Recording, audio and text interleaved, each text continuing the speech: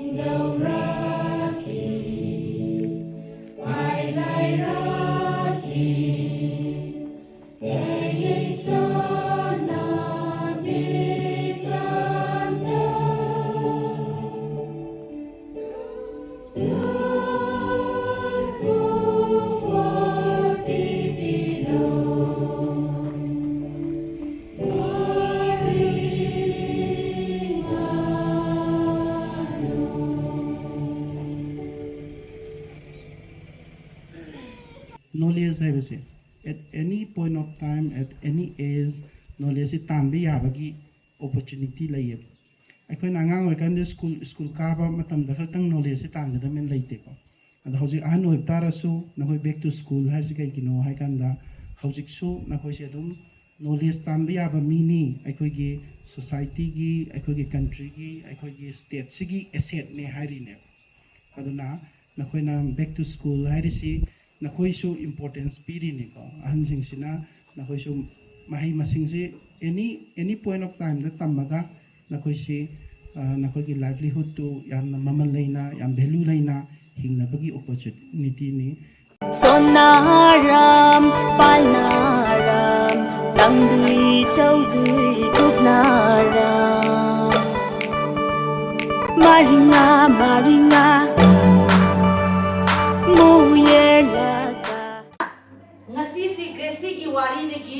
ꯑꯩꯈꯣꯏꯅ ꯇꯥꯒꯗꯧꯕꯁꯦ ꯀꯔꯤꯒꯤꯗꯃꯛꯇ ꯒ꯭ꯔꯦꯁꯤꯁꯤ ꯋꯥ ꯉꯥꯡꯕ ꯉꯝꯗꯕ꯭ꯔꯥ ꯑꯩ ꯑꯃꯃꯨꯛ ꯍꯪꯒꯦꯕ ꯒ꯭ꯔꯦꯁꯤꯗꯨ ꯀꯔꯤꯒꯤ ꯃꯥꯒꯤ ꯑꯅꯤꯡꯕ ꯐꯣꯡꯗꯣꯛꯄ ꯉꯝꯗꯕ꯭ꯔꯥ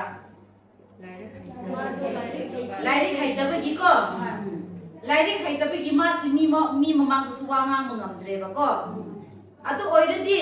ꯑꯁꯤꯗ ꯑꯩꯈꯣꯏꯅ SAGꯗ ꯂꯥꯏꯔꯤꯛ ꯍꯩꯇ꯭ꯔꯁꯨ wa ngang ba yai hai bi se kui nom sta lai ko adu kamai na ngahan gani karam matam na ngahan gani okay weekly meeting da ko ai kui nom sta weekly meeting da SAG ki weekly meeting lai ba ganda mi amamam na loi na ma wa ngang da ba ya de hai ba lai ko nganu masa iroi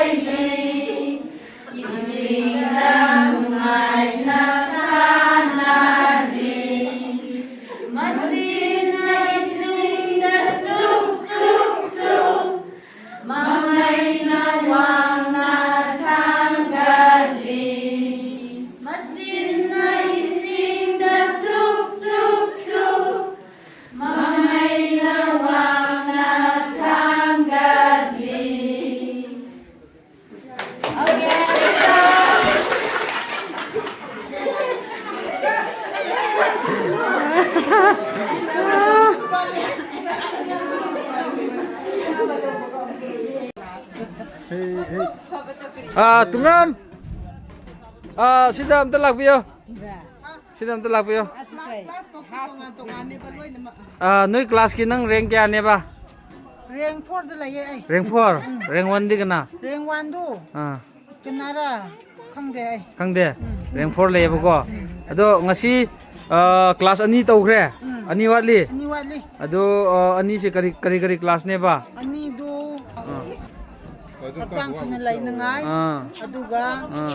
public ki matangda public ki kri hai daga public hall.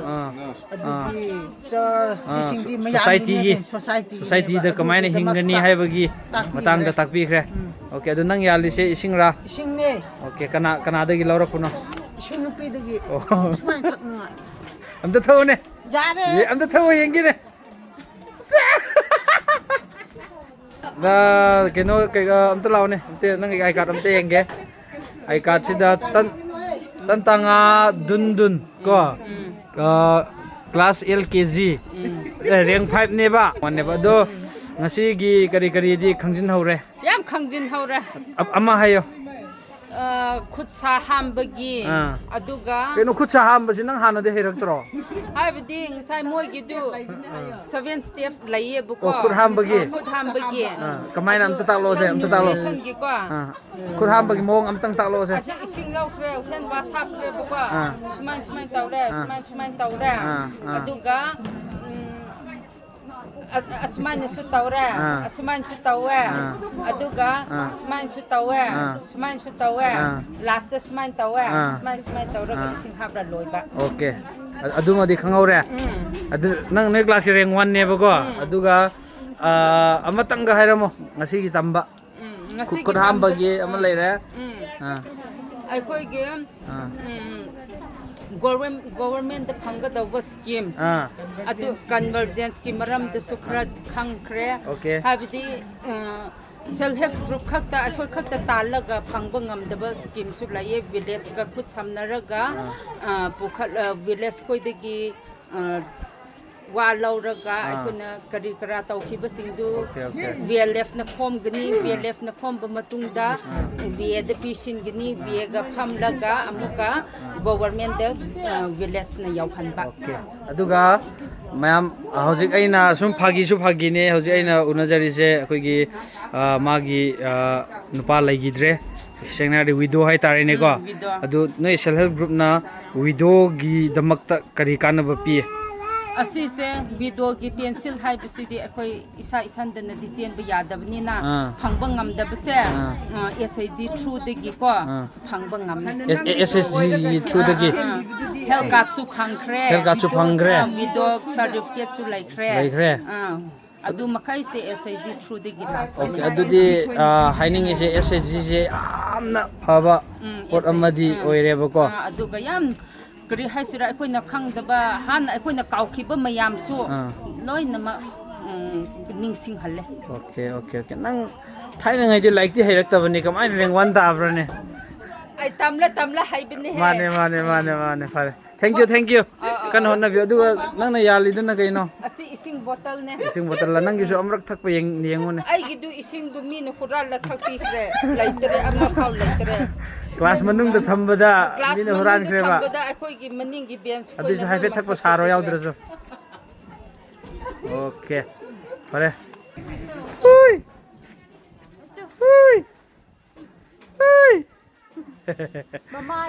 mama do class yauri ye macana akhoi da sinarame mama class yauri mala question am ta hangjage hango kamaina tawge ngasi gi experience bo ngasi experience akhoi ngondadi yam nungaye haina ngai akhoi na class childhood oibigi classroom da phambigi do hanna amuka ningsing halle yam nungse ba ko yam nungse aduga kai no yam takpi ba male akhoi budi yahodre gender gi matang su takpi food and FNSW have the food nutrition and hand wash hygiene oigadaba ko isada laina laichat kya changgadaba ngakthok nangai adugi matang da siyawe SI habdi social inclusion gi siyaure the component marine bako adu huzik class ani di loisil e amuka class ani wat liye huzik recess ekoi lauriye ba break lauriye lunch ana school ka bagan na ekoi su lunch ising bottle ne chak tiffin ne break pura e bako adu umhai na huzik su same thing taw haliye ba class ani taw do kari ne ba SI ga ekoi na taw bu se gender gi matang da ga SI social inclusion social inclusion hai di kari hai di no tongan na maram mabu lai hauba video oi mathan na tongan na social da include oi daba video oi ge oyo forest khwai digi lai rabasing oyo aduga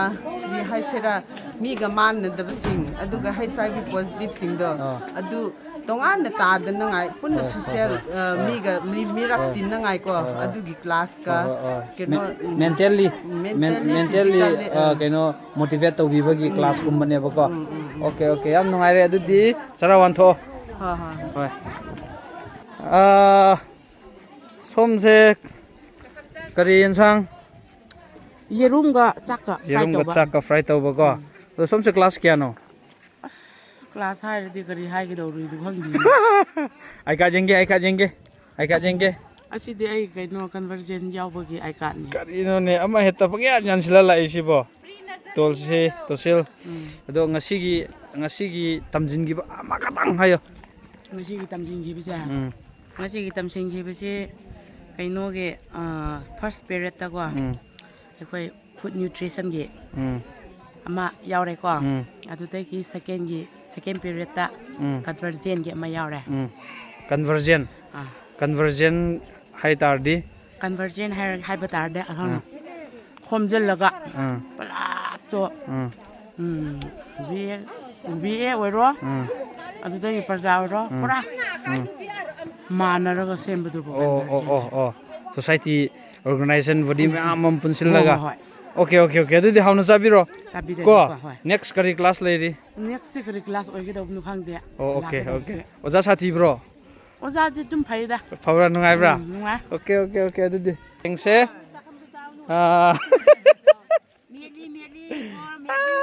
karino ne moi ki school jibo ekta morok met buju yaure tauri se morok ka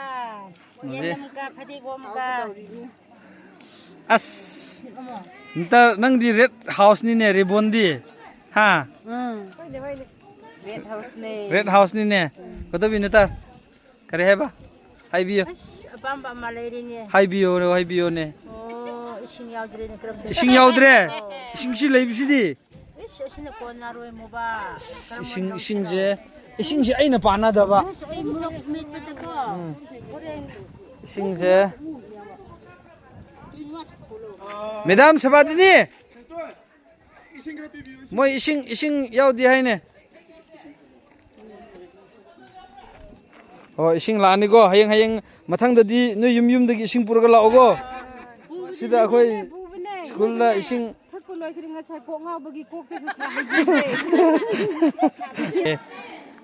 ngasi kari tamme ama katang hayo ama katang aku tu tam ha mes tam bane ngasi maths tambra adudi 1+1 kya no sa do jak kan de ning sing bangam morok sa nuta tosil nang class kya no hai class kya no class 1 ngasi ne nang na khanghoba ama kaktang hayo oja na takpada ama kaktang ningsingo sana hai basi Nupa amha gender equality amha ne nupi nupa amha ne haiba Okay, adugi matangda fazana khangrab natra. Okay. Adudi hauna zaro go. Fare. Yerum yaure abokise. Aduga morok met pasu yaure. Aduga aina haidom na ne. Sigi isingse. Sigi isingse akoi maringi ising ne go. Sida marines tharise. Sigi mapudo maring neba. Adu khango haibagi ne noibo. Ko. Khango go hauna zaro. Madam. Kari noi di kain sang. Oksa fiawne as loi thokrubne. Loi graba. Mo met pa. Oksa do loi khre. Okay. Yerum ngauba loi thokre. Akoi ge keno ge high school gi bully mi bu yam khatna ba hoba. Nupi yam man bane masak se ngo. Mi bu khatna ba bang hoba da. Ado ngasi gi ne. Ngasi gi ozan na tak pada nangna khanghoba topic amakak hairo. ꯑꯩꯅ ꯍꯥꯏꯍꯧꯒꯗꯕꯗꯤ ꯑꯩꯈꯣꯏꯅ ꯄꯨꯟꯁꯤ ꯍꯤꯡꯕꯗ ꯂꯨ ꯅꯥꯟꯅ ꯍꯤꯡꯉꯨ ꯍꯥꯏꯅ ꯇꯥꯛꯄꯤꯕ ꯇꯥꯛꯄꯤꯔꯦ ꯍꯛꯆꯥꯡꯒꯤ ꯀꯥꯟꯅꯕ ꯆꯤꯟꯖꯥꯛ ꯈꯔ ꯆꯥꯎ ꯍꯥꯏꯅ ꯇꯥꯛꯄꯤꯔꯦ Okay. ꯑꯅꯤ ꯑꯍꯨꯝꯗꯤ ꯇꯥꯍꯧꯔꯦ ꯑꯗꯨ ꯃꯈꯪꯍꯧꯔꯦꯀꯣ ꯌꯥꯝ ꯐꯖꯔꯦ ꯅꯨꯗ ꯀ꯭ꯂꯥꯁ ꯃꯕꯥꯅꯤꯅ ꯃꯣꯏ ꯀ꯭ꯂꯥꯁꯀꯤ ꯇꯣꯞꯄꯔꯅꯤꯀꯣ ꯑꯗꯣ ꯅꯨꯗ antui taknara na khui mu thung khas tom sikin la khas tom za muma nduta nang re nang ki muma as ba oh sak manin ga re kari yan sang mathen sansa do loi khre okay hedudi ngasigi ne ngasigi ozana takpada ne noi peret ani tawkhre na nangna khanghoba amakhatang hairo hayo kano ahanbagi do kari haisira ꯆꯥꯛꯀꯤ ꯃꯔꯝꯗ ꯉꯥꯡꯉꯦ ꯆꯥꯛꯀꯤ ꯃꯔꯝꯗ ꯆꯥꯛ ꯌꯦꯟꯁꯥꯡꯒꯤ ꯃꯔꯝꯗ ꯀꯔꯤ ꯉꯥꯡꯉꯦ ꯏꯃꯨꯡ ꯑꯃꯅ ꯑꯁꯪꯕ ꯄꯣꯠ ꯁꯨꯛꯆꯥ ꯆꯥꯗꯕꯒꯤ ꯂꯥꯏꯅ ꯁꯟꯗꯣꯛꯑꯦ ꯑꯁꯪ ꯑꯃꯥꯟ ꯆꯥꯗꯕꯒꯤ Okay ꯌꯥꯝ ꯍꯥꯏꯖꯅꯤꯡꯉꯤꯁꯦ ꯑꯩꯈꯣꯏꯒꯤ green vegetables ꯌꯥꯎꯗ꯭ꯔꯗꯤ ꯏꯁꯥ ꯐꯠꯇꯦ green vegetables ꯀꯨꯝꯕꯁꯨ ꯆꯥꯕ ꯇꯝꯃꯣ ꯍꯥꯏꯕꯒꯤ ꯍꯛꯆꯥꯡꯗ ꯀꯥꯟꯅꯅꯉꯥꯏꯒꯤ ꯄꯥꯎꯇꯥꯛꯇꯨꯅꯦꯕ Okay yam fare ado mayam sigisina aigi hek aibu pokpo imane ai pokpo imane aduma hek poklakpadagi lairik su sungtam tamlaktre ado hojik sida asang aman sabagi nataba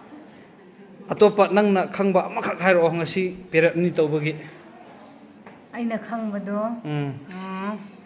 ayo ꯑꯩꯈꯣꯏ ꯏꯊꯟꯗ ꯁꯨꯕꯒꯤ ꯀꯥꯟꯅꯕ ꯂꯩꯇꯦ ꯑꯗꯨ ꯃꯌꯥꯝꯒ ꯁꯦꯜꯐ ꯍꯦꯜꯞ ꯒ꯭ꯔꯨꯞꯀꯤ ꯑꯁꯨꯃꯥꯏꯅ ꯇꯤꯜꯂꯒ ꯃꯌꯥꯝꯒ ꯇꯤꯟ ꯃꯥꯟꯅꯔꯒ ꯀꯔꯤ ꯁꯤꯒꯤꯝ ꯀꯔꯤ ꯇꯧꯔꯁꯨ ꯑꯁꯤꯅ ꯀꯥꯟꯅꯩ ꯑꯗꯣ ꯑꯩꯈꯣꯏ ꯇ꯭ꯔꯦꯅꯤꯡ ꯆꯠꯇ꯭ꯔꯗꯤ ꯈꯪꯗꯦ ꯍꯥꯏꯕ ꯑꯃ Okay ꯃꯥ ꯍꯥꯏꯅꯤꯡꯉꯤꯁꯦ ꯃꯌꯥꯝ ꯑꯩꯈꯣꯏꯒꯤ ꯁꯣꯁꯥꯏꯇꯤꯒ ꯀꯣꯂꯥꯞ ꯇꯧꯔꯒ ꯑꯩꯈꯣꯏꯒꯤ ꯁꯦꯜꯐ ꯍꯦꯜꯞ ꯒ꯭ꯔꯨꯞꯀꯨꯝꯕꯗ ꯃꯇꯦꯡ ꯂꯧꯔꯒ ꯑꯗꯨꯃꯥꯏꯅ ꯃꯤꯇꯤꯡꯒꯨꯝꯕ ꯇꯣꯏꯅ ꯈꯔ ꯆꯠꯂꯒ ꯑꯗꯨꯃꯥꯏꯅ ꯁ꯭ꯀꯤꯝꯒꯨꯝꯕ ꯂꯧꯔꯒ ꯐꯖꯅ ꯍꯤꯡꯁꯤ ꯍꯥꯏꯕꯒꯤ ꯋꯥꯐꯝꯗꯨꯅꯤ ꯍꯧꯖꯤꯛ ꯏꯃꯥꯅ ꯊꯝꯕꯤꯔꯤꯕꯁꯤ ꯌꯥꯝ ꯐꯖꯩ ꯑꯗꯨꯏꯗꯤ ꯑꯩꯈꯣꯏ ꯃꯊꯪꯒꯤ ꯀ꯭ꯂꯥꯁꯇ ꯑꯃꯨꯛꯀ ꯆꯠꯂꯨꯈꯤꯒꯦꯀꯣ ꯑꯩꯈꯣꯏꯗꯤ ꯂꯣꯏꯁꯤꯟꯈ꯭ꯔꯦ sini maca puraga like tamba lakpa nubido nangi angang do ada duga mayam sina akoi khunbi gi hoji ki maira pai bi gi president oina puri ne ma se hoji class kya no nang tammi je aise kg1 kari ai kanna lari kanna pari kanna training tawri okay aduga ngasi gi ne hojik mayamna haigre akoigi khut sa hambagi khotpagi ahansingna phajana haigre adu nataba ngasi nagi class period ni lawedana asida nangna khanghoba ama khatang hairamo adura hygienic ki nataba hygienic ki nataba adu di akoigi self help group sembagi kana basine sidi mayam taba phangre kari no asa haibudi yam khre adu ai note ti tawego note yengaga hairadi ngamune ade ama khata warju hairo ama khata self help group leibagi kanna ba khata hairo self help group leibagi kanna ba se self help group leibagi kanna ba hai ba se laira ba singu panthana kan handa ba aduga sang manana hingba ama kan sinawo self help group kise thank you class kya ne ba bidang nazari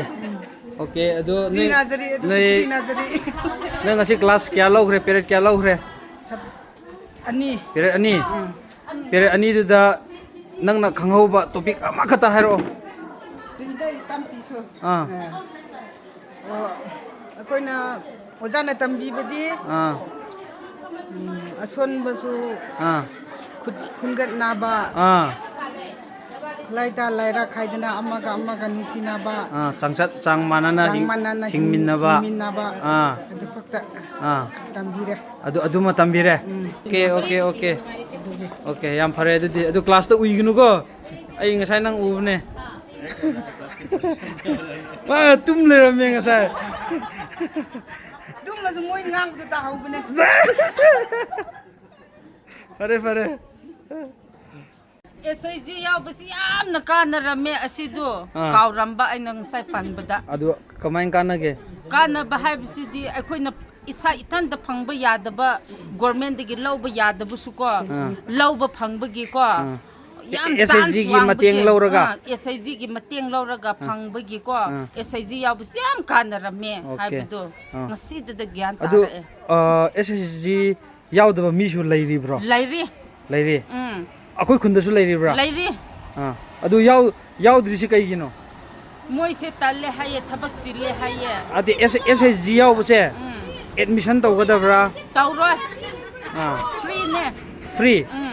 adu kai gino yawning dri hai sibo adu moi thabak sile haye moi asigi thabak to law subaga asi self help group tawbaga kari su chana de haye yam khet na ye haye nangna de haye thabak se adu SIG se kyam toina thabak suge ba yam toina su de moi akoi leader ama ani na khakta subagi wane moi de adum member oira laiba khoi du di yum da lairaga adum moi saving puthokpa matamda akoi hapta khudingi meeting tinbudu phamba ganda moi saving puthokpa khaktane ba adu di kasiam chin bana te ba jin de ba moi de yaw bana yam thin kana ye ba bel tare yemi shaure asi ma uzana homework tawda bi gisai mga phubi homework de chalo mi bel tare sidi sanga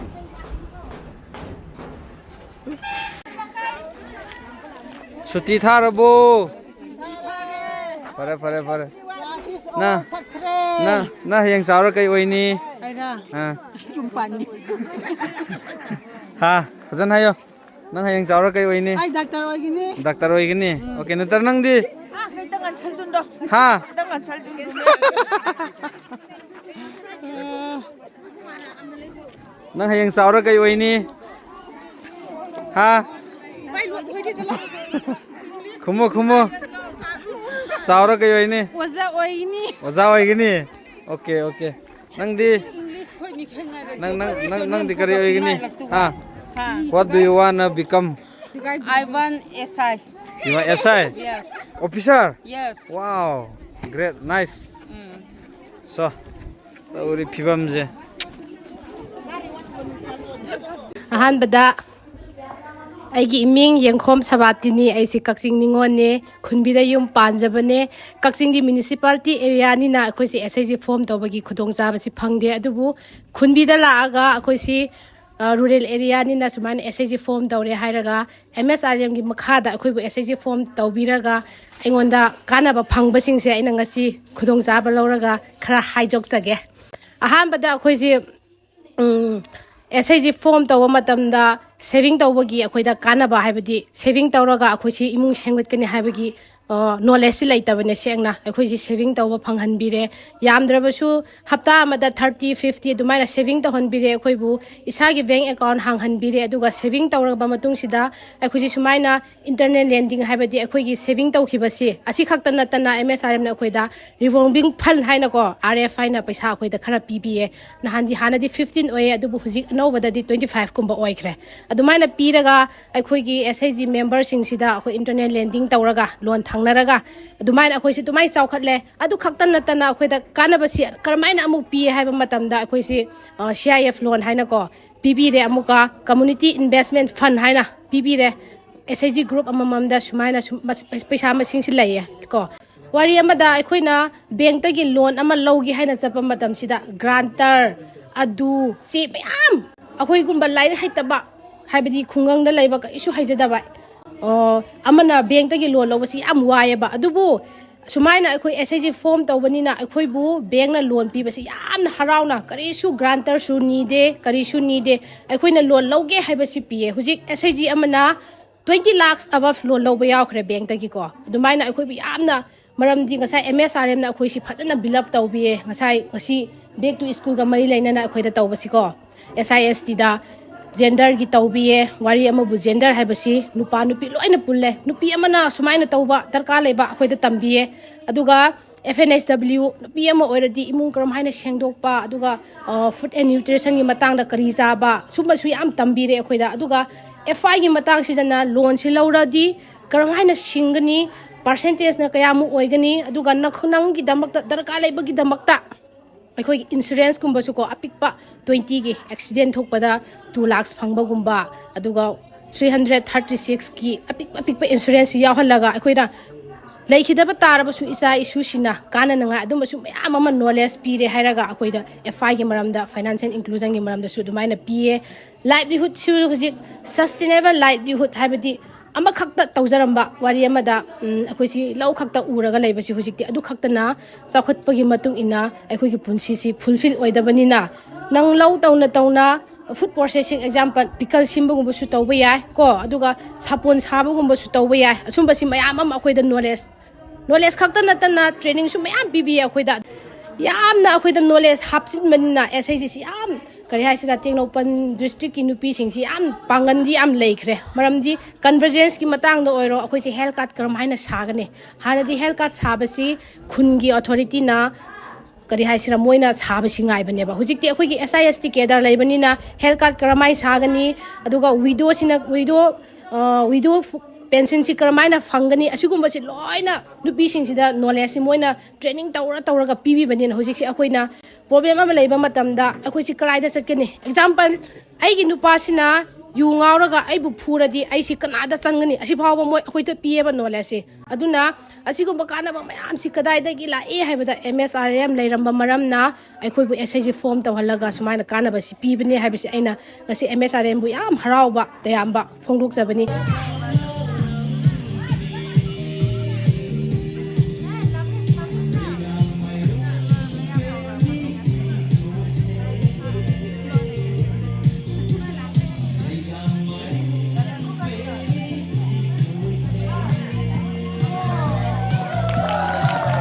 I giming na Meltra I hujik MSRLM Technopol gi District Mission Manager man oina lairi ngashi akoi na tawba akoi na pangthokpa back to school campaign she akoi Technopol derdi ngashi na first day oye akoi ngashi na launch tawbane ashi gi idea she we took it from Kodomashri dagi akoi na lokhat laga nupi khoi she mayam se akoi karam haina moibo to the village level akoi yawningai ra haina shigi program she koina sinjabane akoina MSRLM ge number training tawbese VLF level da aduga even cluster level da akoina hana yam focus tawrame nupi khoisa village level da koi yawramde aduna this time di yawhanchi haina koi ge shi program se silambane adu MSRLM gi manung da component ama SISD haina social inclusion and social development gi akshi gi makhada koina silaga akoina nupi mayam se numit amagi akoi awareness piece plus knowledge piece haina koina sinjabane ashida koina 4 classes koina sinjabane aduga SISD gi makhada koina topics ina 4 topics koina khallaga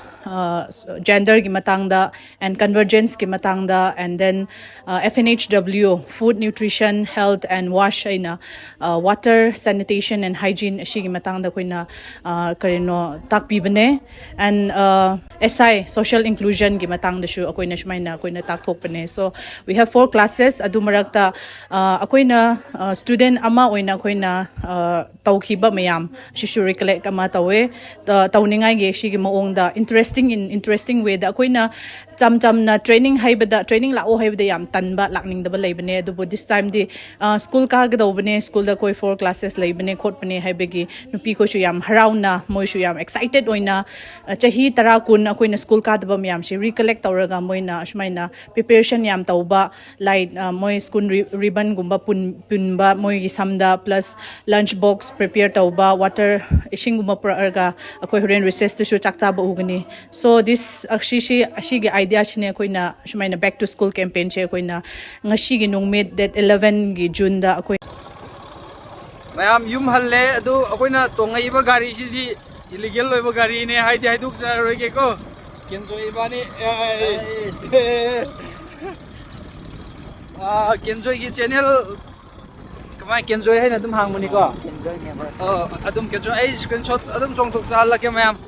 kai kai ne am pa chin je am tu sangai gi fi mamam pir e ai sut ke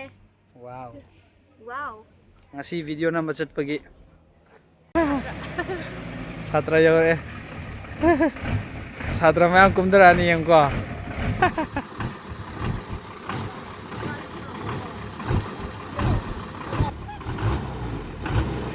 so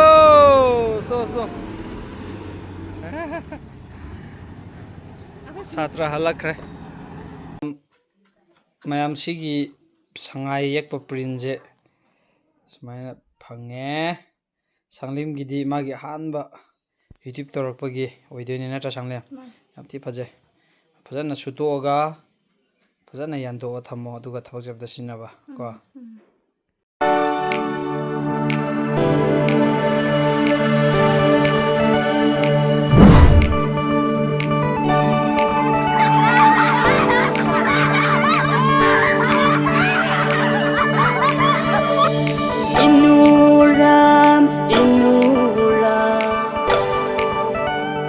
Sonaram, Palnaram, Tangdui Chaudui Thuknaram.